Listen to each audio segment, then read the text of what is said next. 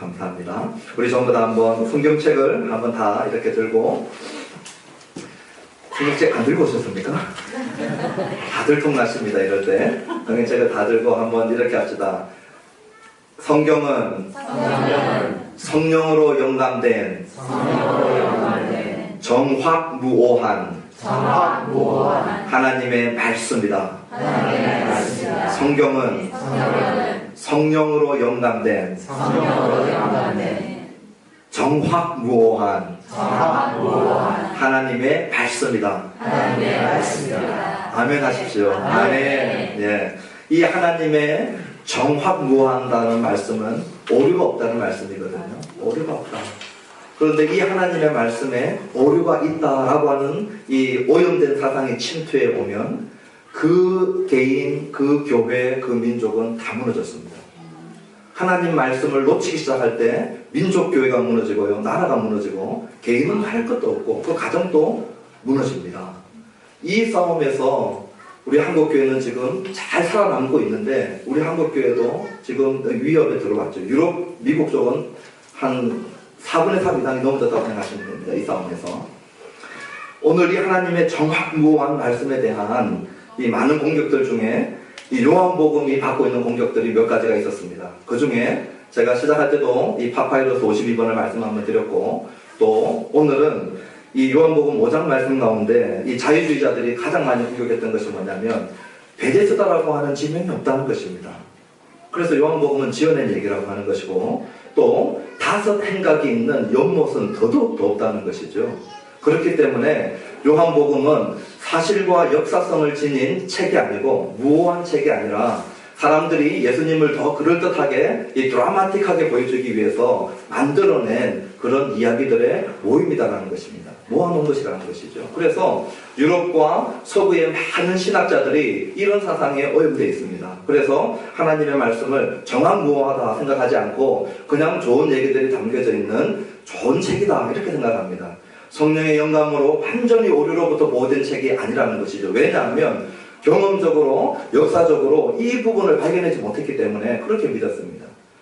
그런데 저희들과 같이 이 복음주의자들, 보수주의자들은 증거는 없어도 하나님께서 이때까지 약속하신 이 말씀은 분명히 우리 손에 잡히지 않고 만지지 않을 뿐이지 하나님의 말씀은 오류가 없다라고 믿어왔는데, 이 말씀이 20세기 초반에 이 베데스다의 고고하게 발달로 인해서 베데스다 연못이 발견되는 사건이 20세기 초미에 있었습니다. 그래서 오늘 이 사진을 보여드리는데, 저 뒤가 세인트 앤 철치라고 하는 이 마리아의 모친으로 여겨지는 그분을 기념하는 교회고, 지금 여기 보이는 곳이 길이가 한 100m에서 110m고 폭이 62에서 80m고요. 길이가 6m에서 7m, 이 깊이가 6에서 7m 되는 연못이 이 예루살렘 성전 북동쪽에 위치한 것이 발견되어졌어요.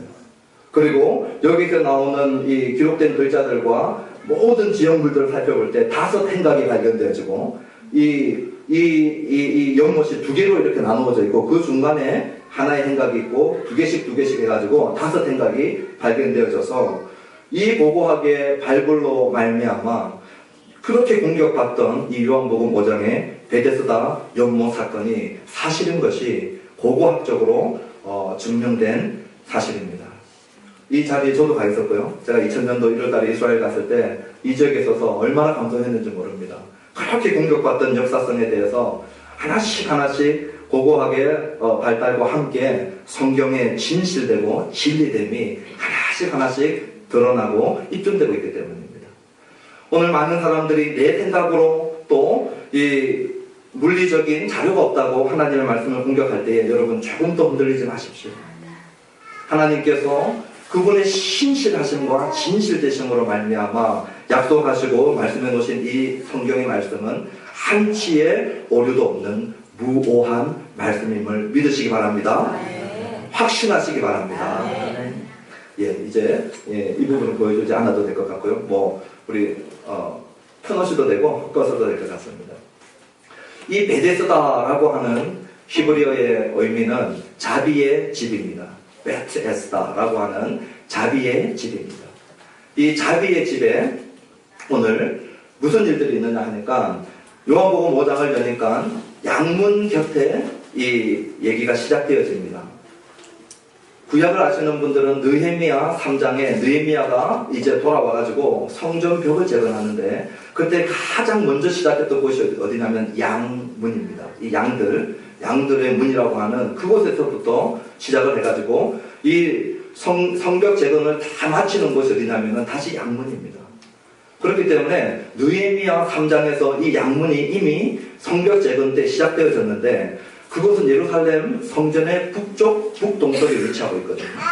지금 우리 예수님께서 이제 사마리아를 지나서 갈릴리로 가셨다가 가나에서 지금 다시 내려오는 도중이시죠. 그러니까 북쪽에서 내려오시면서 이 성을 이 양문 곁을 지나가시는데 이 베데스다에 지금 일어나고 있는 사건들을 보여주고 있는 것입니다.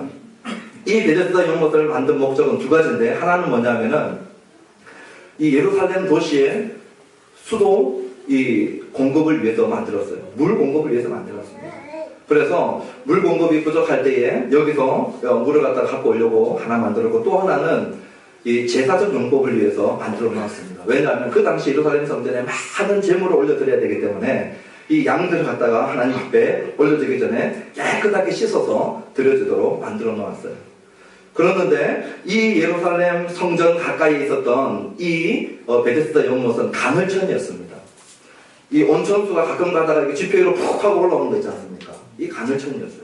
그러니까 이런 수도용으로 또 한쪽에서는 이 연못 한쪽에는 이 제사를 위해서 쓰여지는 양들을 씻는 그런 용으로 만들어 놓았는데 이렇게 가늘천처럼 올라오니까 사람들이 그 한쪽에 와가지고 씻고 온천하고 그러면서 하나의 전설이 생겼던 것입니다. 그 전설은 뭐냐 하면 이렇게 물이 움직일 때에 이 움직임을 천사가 움직였다라고 믿었어요.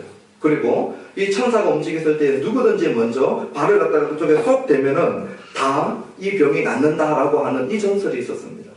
그러니까 실질적으로 많은 사람들이 이 베데스다 연못 주위에 우글우글 모여있는 것이에요. 한번 상상을 해보십시오. 많은 병자들이 모여있다고 오늘 요한복음 5장 시작 부분에 얘기해놓고 있습니다. 그 중에는 장님도 있어요. 그 중에는 다리 저는 자도 있습니다. 그리고 혈기 마른 자들. 아마 이 당시에는 이 혈기 마른 의학적 용어를 정확하게 몰랐던 것 같아요. 암이라든지 백혈병이라든지 아니면 여러 가지 질병으로 우리가 빼짝 이렇게 말라가는 그런 증세들이 있는데 아마 그 당시에는 이런 구체적인 질병 이런 것을 모르니까 그 당시로 이해할 수 있는 가장 의학적인 그런 기술이 뭐냐면 혈기 마른 자들 같아요. 많은 사람들이 이 연못 주위에 몰려 있습니다. 또 한쪽에는 이 양을 막 씻고 있어요. 그러니까 양을 씻었던 이 동물을 씻었던 그런 냄새도 올라오고 여러분 병자들이 모여있는 곳 한번 가보셨습니까? 병자들끼리만 모여있는 곳에 한번 들어가 보십시오. 이제 콕 하는 냄새가 납니다. 한쪽에서는 동물 냄새, 한쪽에서는 병자 냄새들이 우글우글하죠. 그러니까 이 베데스다 연못 주위에는 이 상류층 사람들이 가지 않았어요. 피해가는 곳입니다. 누구든지 유쾌하고 쾌적한 환경을 원하고 또 제의적 이런 삶을 살아야 되는 정결의식을 지내야 되는 유대인들은 이곳을 가기를 선호하지 않았죠. 그러니까 다 돌아가는 원하지 않는 길인데 오늘 우리 예수님께서 베데스다 연못에 들어오셨던 것은 그냥 예수님이 아무 생각 없이 지나간 것이 아니라는 것입니다. 사마리아 한 여인을 향하여서 올라가셨던 그 예수님. 갈릴리 가나에 가서 가버나움에서 올라온 왕의 신하 한 명을 만나셔서 그 아들을 고치셨던 우리 예수님. 우리 예수님의 생각 속에, 우리 예수님의 사랑 표현 속에 세상을 사랑하시는 우리 예수님은요. 세상을 사랑하시되 계속해서 한 사람 한 사람씩 인격적으로 사랑해 가시고 한 명 한 명 인격적으로 사랑해 가시는 그분들의 대상을 살펴보면 우리 예수님이 얼마나 멋진 분이신지 몰라요.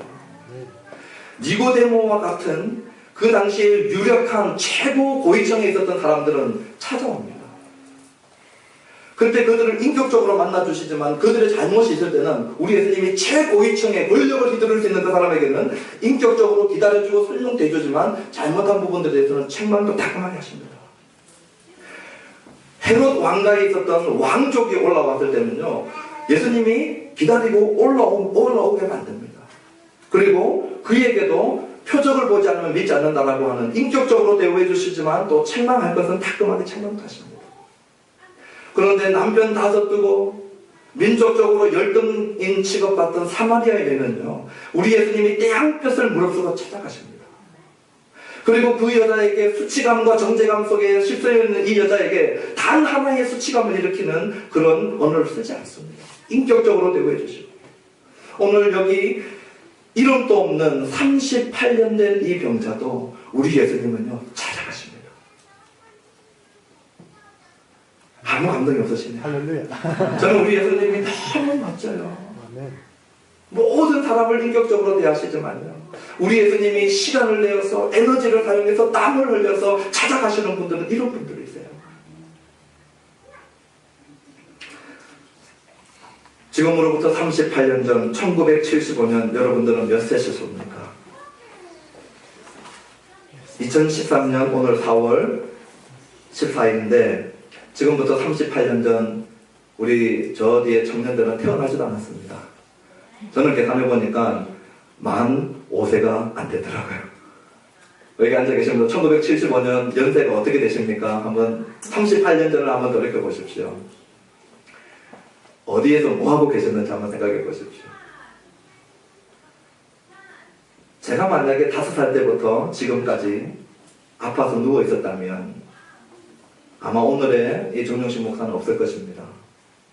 가족도 없었을 것이고 친구도 없었을 것이고 아마 하루하루 눈물을 먹고 사는 정말 죽지 못해 살아가는 생존형 살아있었다면 아마 그런 인생을 살고 있겠죠.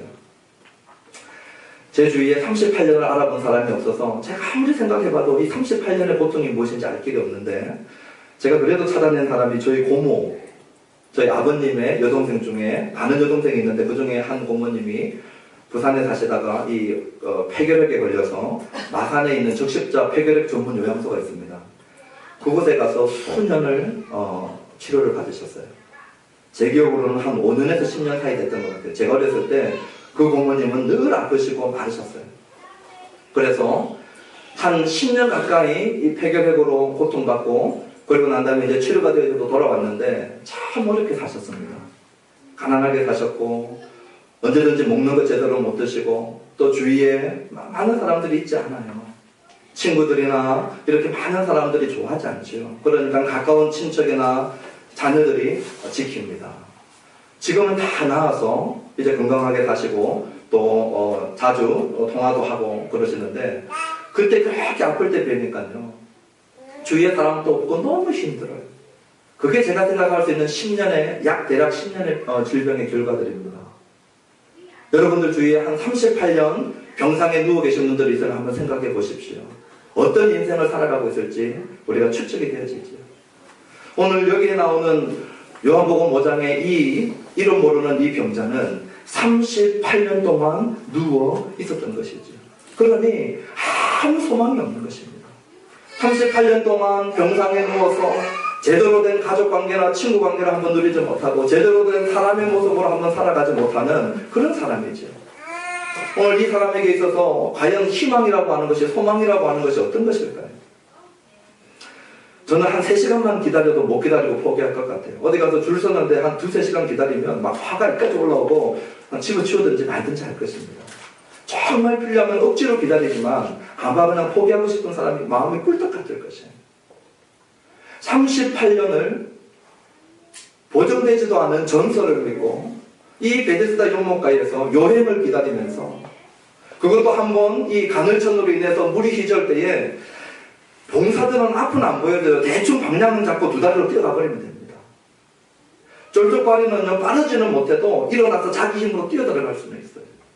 혈기 마른 자도 힘은 없어도요 일어나서 갈 수는 있습니다. 그런데 오늘 이 사람은 일어나지도 못하고 누워있는 사람이죠. 그러니까 누군가가 옆에서 도와주지 않으면 이 베데스다 연못가에 이 물이 움직일 때 뛰어갈 수 있는 가능성이 전혀 없는 사람입니다. 그런데다가 38년 동안 누웠죠. 마가복음 2장에 보면은 똑같이 이렇게 중풍병 걸린 사람이 있습니다. 사진을 못 쓰고 꼼짝 못하는 사람이 있는데 이 사람은 내 친구라도 있어요. 그래서 예수님이 가버나움에 계실 때 지붕을 뚫고 자기 친구 4명이 이 사람을 침대에 누워가지고 내립니다. 그러니까 이 사람은 아마 38년 된, 마가복음 2장에 나오는 이 중풍병자는 38년은 안 된 것 같아요. 친구들이 아직 있는 거 보니까 한 2, 3년 된 것 같습니다. 제가 잘 모르겠는데 여러분 38년 됐는데 그 정도 4명의 친구가 있는 사람이면 성공한 사람이죠. 친구도 떠나고 가족도 없는 겁니다. 그러니 이 사람에게는 늘 불평하는 거, 불평밖에 없어요. 자기 신세 타령밖에 할 것이 없는 것이죠. 그런데 자기 신세 타령하다가 이제 예수님께서 나타나셔가지고 예수님이 이 사람을 보아하니까 누운 지 오래되고 그리고 이 아픈 지 오래된 것을 아시고 우리 예수님께서 이런 기가 막힌 질문을 하십니다. 당연히 아픈 사람이 가장 원하는 것은 낫는 것인데 네가 낫기를 원하느냐 물어보셔요. 그 사람이 가장 원하는 것이 낫는 것인데 그걸 아시는 예수님께서 당연한 질문 같은데 네가 낫기를 원하느냐 하고 이렇게 물어보십니다. 그런데 오늘 이 사람이 얼마나 폐쇄적이고 얼마나 자기 연민에 사로잡혔든지 우리 예수님이 자기 앞에 서서 네가 낫기를 원하느냐 물어보시는데 자기를 늘 사로잡고 있던 그 생각, 연못 얘기를 합니다. 자기에게 유일한 희망이라고 생각했던 것 단 하나, 연못에 물이 휙 하고 움직이는 것, 이 얘기합니다. 천지를 창조하신 예수님이 자기 앞에 서가지고 네가 낫기를 원하느냐 기회를 주실 때에 오늘 이 사람은 어떻게 하면 자기를 갖다가 낫게 할 수 있는 유일한 길이라고 믿었던, 자기가 지금까지 믿어왔던 이 연못, 자기의 구주요, 자기의 소망이요, 자기의 유일한 희망이요, 피난처에 방패되는 연못, 이 연못에 붙잡혀서 이 연못에 완전히 사로잡혀서 예수님께 얘기하기를 연못 핑계대고 나를 연못 속에 넣어줄 사람이 없다라고 하는 핑계를 대고 있는 모습을 보게 되는 것이죠. 오늘 우리가 인생을 살아가다 보면 실패의 자리에 너무 오래 머물 때요, 낙심의 자리에 너무 오래 머물 때 그것이 우리를 묶어버립니다. 한 자리에 실패도 한두 번 경험하고 일어서고 한두 번 경험하고 일어서면요 후유증이 적어요. 근데 실패의 자리에서 오늘 여기 요한복음 5장에 나오는 이 사람처럼 20년 30년 반복되고 소망이 안 보이는 실패 자리에 있던 사람은요 앞에 소망이 와도 소망을 못 봅니다. 자기가 한 맺혀서 갖고 있었던 그 사람, 나를 망하게 하고 나를 이렇게 세우지 못하는 이 연못과 연못에 나를 이어줄 사람이, 넣어줄 사람이 없는 그것 비난하는 거, 그거 불평하는 거, 여기 하나에 붙잡혀서 평생을 살아갑니다. 못 빠져나옵니다. 오늘 이 자리에 혹시 여러분들을, 우리를 아프게 했던 그런 사람, 오늘 나를 실패하게 했다라고 생각되는 그런 요인들, 오늘 이것이 우리를 묶고 있지 않는지 돌아볼 수 있게 되기를 바랍니다. 설사 그런 것들이 사실이었다 할지라도 오늘 예수님께서 네가 낫기를 원하느냐 물어볼 때에 주님 예 그렇습니다 라고 대답할 수 있는 우리가 되기를 바랍니다.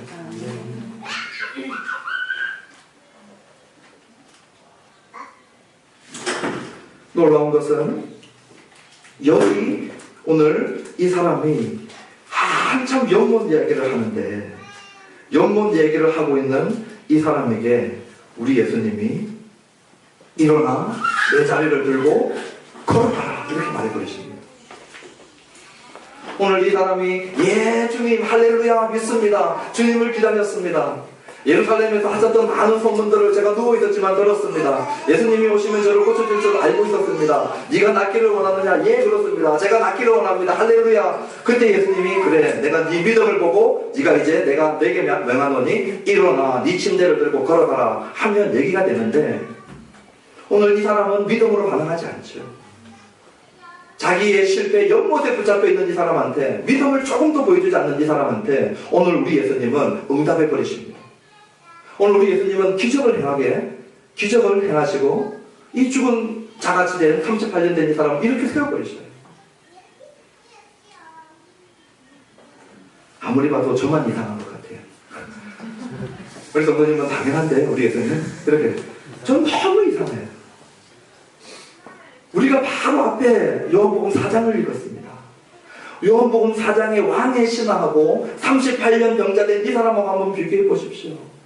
왕의 신하는요 얼마나 강한 믿음이 있었냐면 가브나움에서 가나까지 한 이틀 되는 길을 무릅쓰고 올라옵니다. 자기 아들을 살려줄 사람은 예수님밖에 없다는 결론과 확신이 완전히 선 사람이에요. 믿음으로 똘똘 뭉친 사람입니다. 왕족이라고 하는 이 체면, 권위 다 내려놓고 목수라고 불리는 그 예수님 앞에 무릎을 꿇어버립니다. 어마어마한 믿음이죠. 근데 그 예수님이 이 왕의 신하에게 책망하지 않습니까? 온 사람들 둘러서서 표적 보지 않고는 못 믿는 세대여 하고 책망했는데 꼼짝도 하지 않습니다. 믿음으로 버티는 것이죠. 그리고 난 다음에 우리 예수님이 네 아들이 살았다 가라. 그 예수님이 안수도 안 해주시고 같이 동행도 안 해주시는데 말씀 한마디 믿고 이 아버지가 마치 자기 아들이 살은 것을 본 자처럼 예수님으로부터 덩을 돌려서 가버나움을 향해서 내려가 버립니다. 완전한 믿음의 사람을 왕의 신하의 모습을 봅니다. 이 믿음의 사람의 믿음과 부합해서 이 왕의 신하의 아들을 살려주는 것은 충분히 이해됩니다. 그런데 이 5장에 38년 병자된 이 사람, 조금도 믿음을 보이지 않는 이 사람을 치료하시고 살려주시는 것은 무엇인가요? 저는 이 말씀을 준비하면서 제 마음속에 하나님께서 주시는 한 말씀이 있었어요. 그것은 복음의 진수를 보여주는 장면이라는 것입니다. 이게 무슨 말씀인지 잘 모르시겠죠? 아니 오늘 이 38년 된 병자와 예수님과의 모습 속에서 어떻게 우리가 복음의 진수를 볼 수 있습니까? 예, 복음이 무엇인지 복음이 어떠한 것인지 잘 보여주고 있습니다. 어떻게 알 수 있습니까? 오늘 이 38년 된 병자는 자기 병 치유에 공헌한 것이 하나도 없습니다. 공헌도를 따지면 0%, 0%입니다. 뻥입니다. 뻥. 이 사람이 예수님께로부터 받은 것은 100%예요. 자기가 투자한 건 제로인데 받은 건 100%입니다. 자기가 한 것은 아무것도 없는데 최고의 것을 받았어요. 오늘 여기서 복음에 너무 귀한 특성이 있습니다. 우리 하나님으로부터 받은 가장 귀한 선물을 오늘 우리가 공헌한 것이 하나도 없는 것이 복음의 한 진수입니다. 내가 한 것이 아무것도 없어요. 내 모습이라고 하는 것은 38년 된 병자의 모습입니다. 냄새나고 일어나지도 못하고 무기력 불능의 모습을 갖고 있는 것이 죄인의 모습이요, 우리의 모습인데 내가 믿음이라도 보였으면 내 공로가 조금이라도 있는 것처럼이라도 여겨질 텐데 내가 보여준 것이 아무것도 없는데도 불구하고 우리 예수님께서 일방적으로 사랑을 베푸시고 은혜를 베푸시고 능력을 베푸신 것이 복음의 진수인 것이래요. 이 복음의 진수를 아는 자만이 하나님 앞에 자발적으로 감사할 수 있습니다. 진짜 이 복음의 진수를 아는 자만이 하나님을 찬양할 수 있고요, 하나님 앞에 예배할 수 있습니다. 오늘 저와 여러분들은 철저하게 계산하고 거래하는 시대에 살아가고 있습니다. 오늘 자본주의 시대에 살아가고 있는 저와 여러분들이요, 얼마나 계산에 빠른지 모릅니다. 이 인과율의 법칙에서 지난번에 한번 말씀드렸을 것 같은데 못 벗어납니다. 원인이 있으면 결과가 있어야 됩니다. 인풋이 있으면 아웃풋이 반드시 있어야 됩니다. 모든 종교가 이 수준입니다.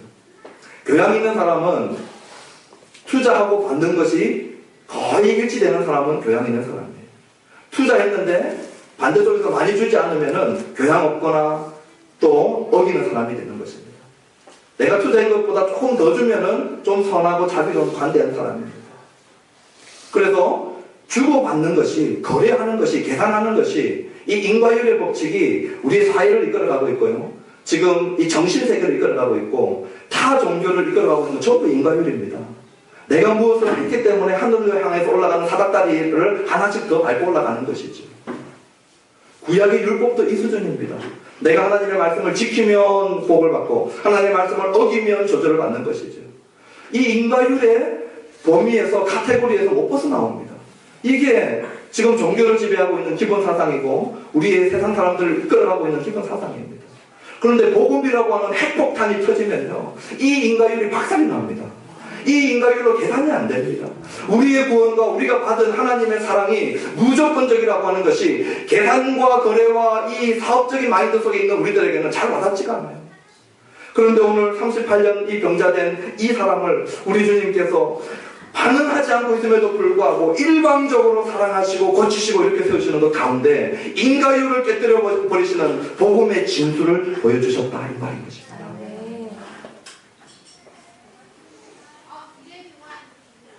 지분이 없는 사람에게 이익의 전부를 나눠줘 버리는 이 복음, 저와 여러분들이 받고 누리게 되기를 간절히 축원합니다.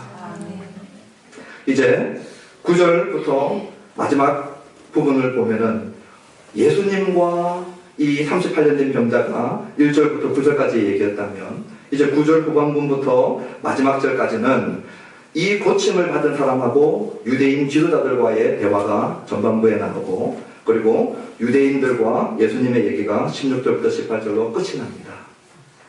오늘 여기서 이 유대인들하고 이 병고침을 받은 자들하고 대화가 심상치 않아요. 9절 끝에 보니까 이 복된 얘기들이 있었으면 우리가 다 기뻐하고 즐거워해야 될 것 같은데 오늘 여기 있는 유대인들의 반응을 한번 보십시오. 여러분, 우리가 알고 있는 사람이 병실에서 퇴원하고 나오면 얼마나 기쁩니까? 그렇죠? 예, 아무 반응이 없습니다. 예, 우리 성도님들 먼저 살려야 되겠습니다.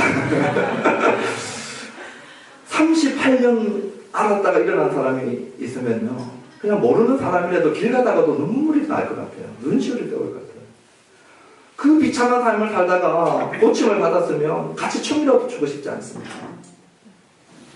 그런데 오늘 이 유대인들이 꼬장꼬장하게 와가지고 안식일 법칙 들고 와가지고 뭐라고 하냐면요, 같이 한번 춤춰주지 못하고 같이 한번 밥 한 끼 못 사주고 기뻐하지는 못할 망정 네가 지금 자리를 들고 가는 것이 웬 말이냐, 옳지 않다, 너 틀렸다, 이 얘기하고 있는 것이에요. 그 일어난 기쁨에 조금도 동참하지 못하고 아주 시퍼런 칼날을 세워가지고 네가 지금 자리를 들고 가는 것이 이 안식일날 옳지 못한 일 아니냐, 누가 이렇게 하겠느냐, 이렇게 하는 것입니다.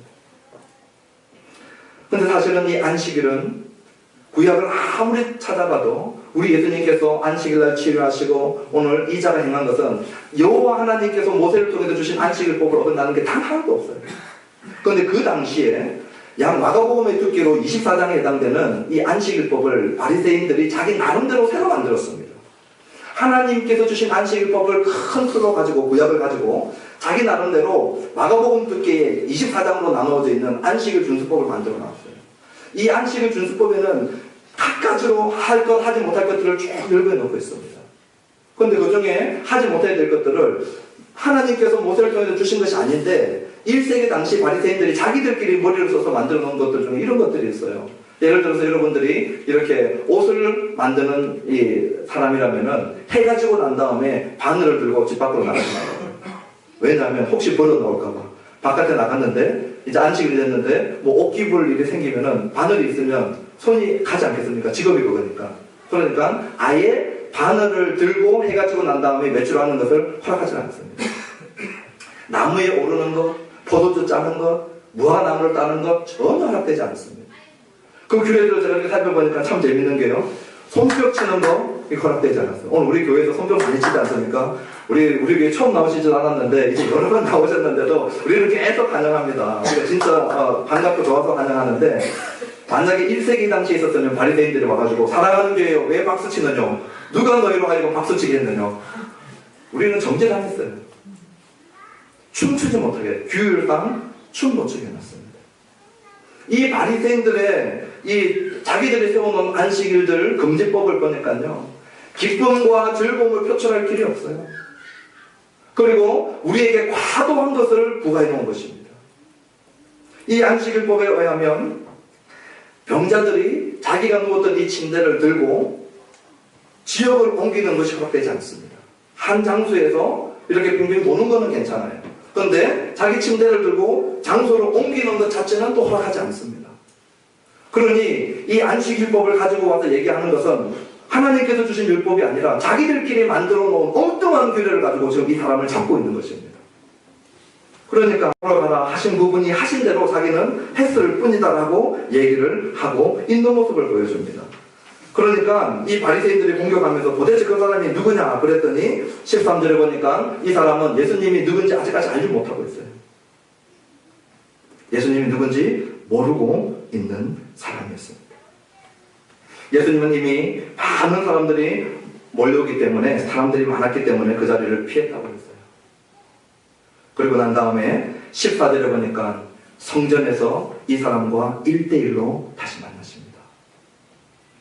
성전에서 그 사람을 만나, 우리 예수님이 이 사람을 다시 만났을 때 예수님께서 한 가지를 부탁을 하십니다.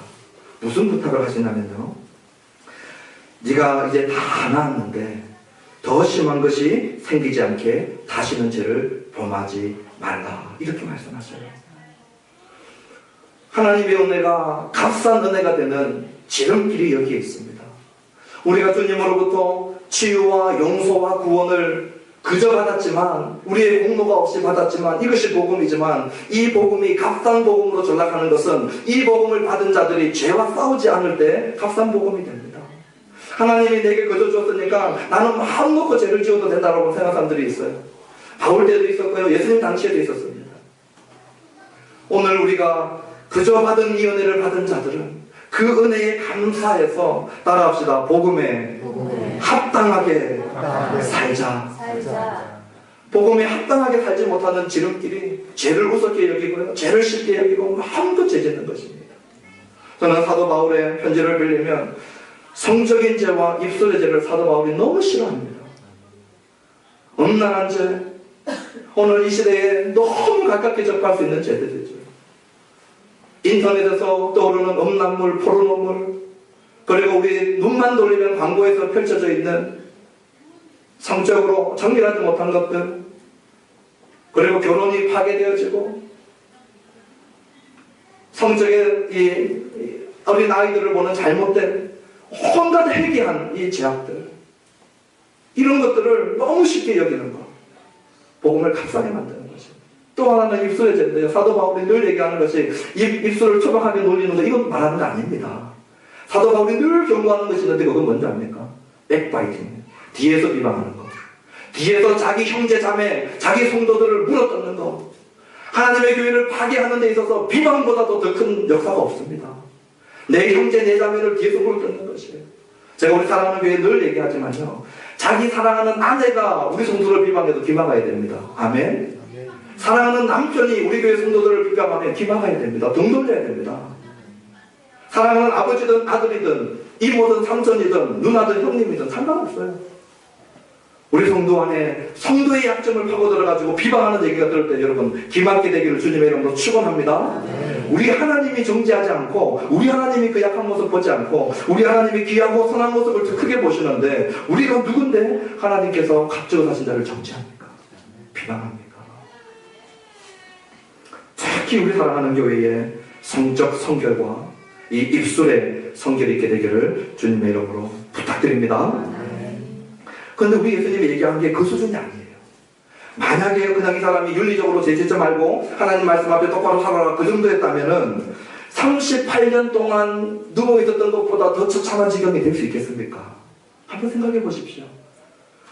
죄를 짓지 말라고 하시면서 이보다 더 심한 것이 생기지 않게 다시 죄를 짓지 말라고 그랬습니다. 구약 성경에는 가끔 열왕기서를 보면 왕들의 죄와 그들의 이 병듦이 연결되는 부분들이 보이는 것 같은 부분들도 몇몇 곳에 있습니다.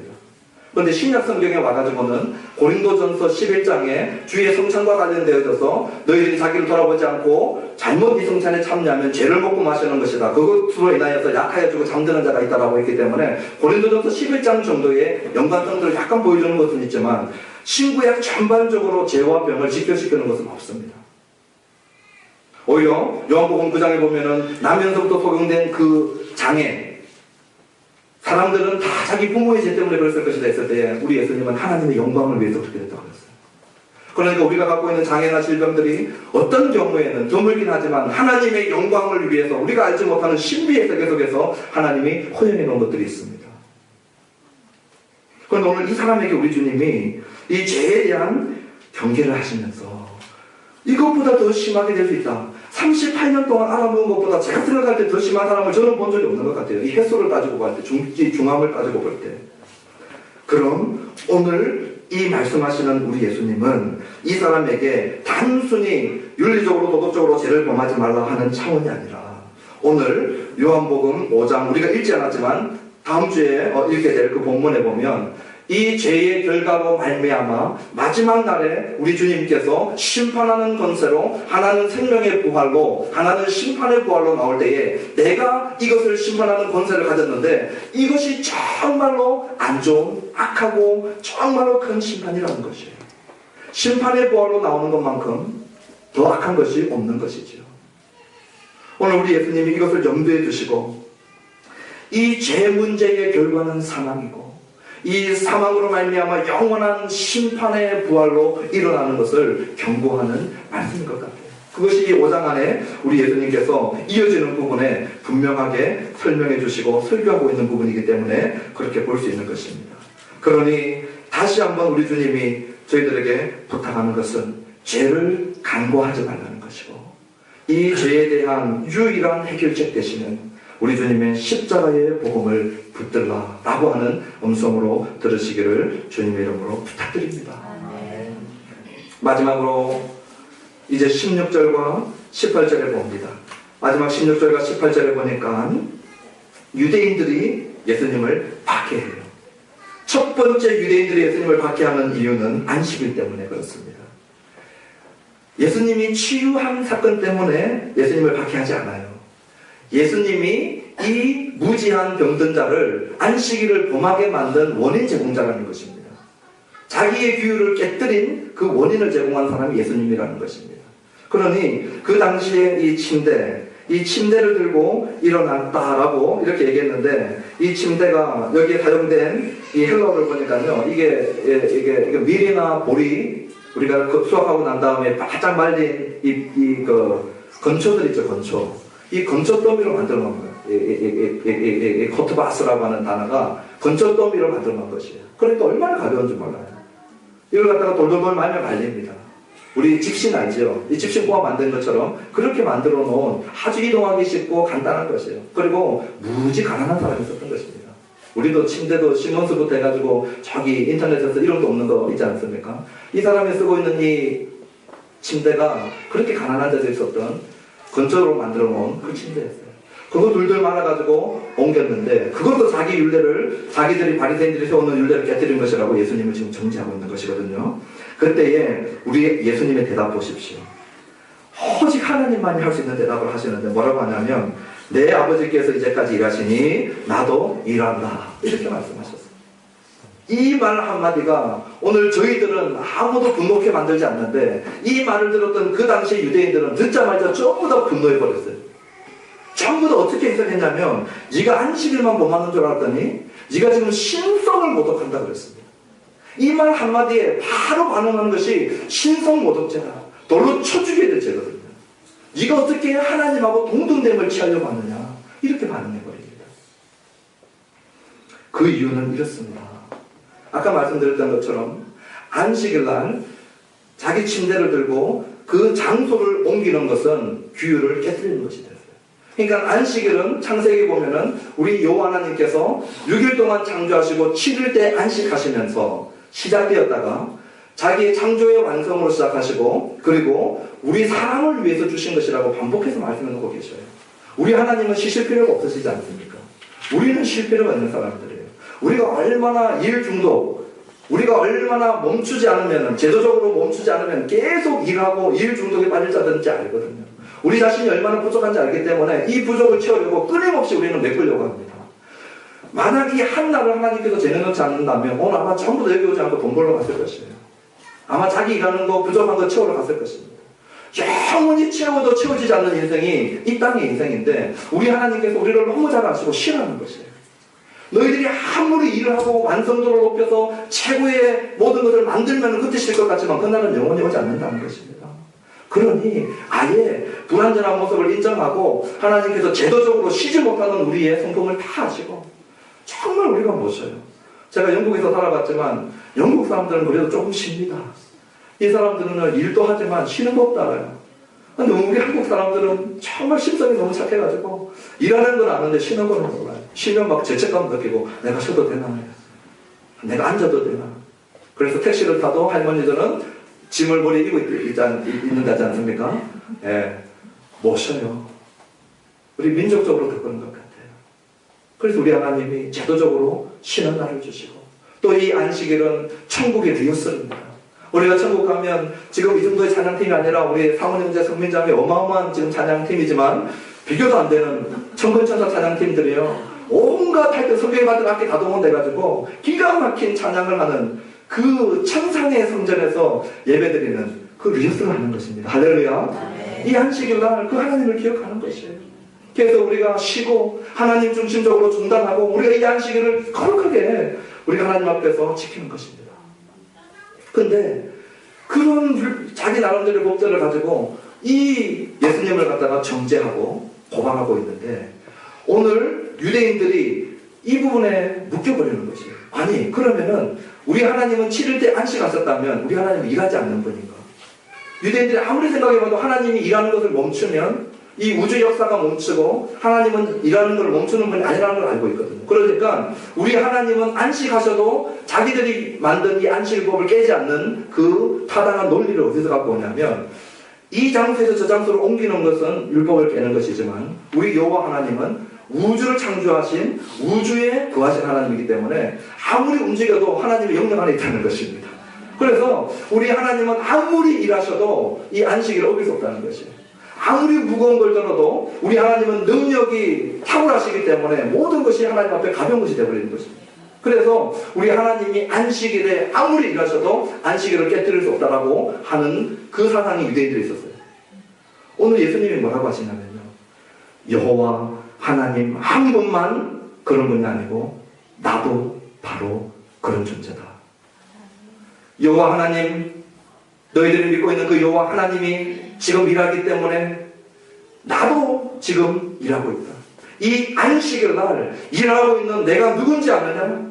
여호와 하나님과 같은 존재라는 것입니다. 그랬더니 이 사람들이 신성모독으로 죽이려고 하는 거죠. 오늘 이 요한복음 5장에서 우리 예수님은 자기가 누구신지 보여주셨어요. 요한복음 1장에 말씀으로 천지를 창조하신 그 하나님이 오늘 말씀으로 우리 예수님이 천지를 창조하신 그 하나님이시고 오늘 병자를 향하여서 38년 동안 누워 있는 이 사람을 향하여서 일어나라 내 침상을 들고 걸어가라 말씀하셨을 때에 아무 매개체가 필요 없이 단 한마디의 권세 있는 말씀으로 말씀하시는 것이 이루어지는 그분은 하나님과 동등되신 분이시라는 것입니다. 오늘 저와 여러분들이 섬기고 예배하고 찬양하고 있는 우리 예수님이 하나님과 동등된 분이시라는 것입니다. 그분이 가장 미약하고 잊혀진 자를 잊지 않으신대요. 창조주 되시고 구속자 되시고 전능하신 그분이 냄새나는 베데스다 연못에 찾아오신답니다. 아무도 기억되지 아니하고 38년 동안 낙심과 절망과 포기와 좌절과 자기 연민에 빠져있는 그 인생 사람들도 포기할 만한데 우리 예수님 포기하지 않으시고 찾아오셔서 전적인 은혜로 무조건적인 은혜로 복음으로 살려주신 그분이 우리 예수님이십니다. 이 예수님 기억하고 사랑하고 이 예수님의 복음 우리가 받고 복음에 합당한 자로 살아가게 되기를 주님의 이름으로 축원합니다. 기도하시겠습니다.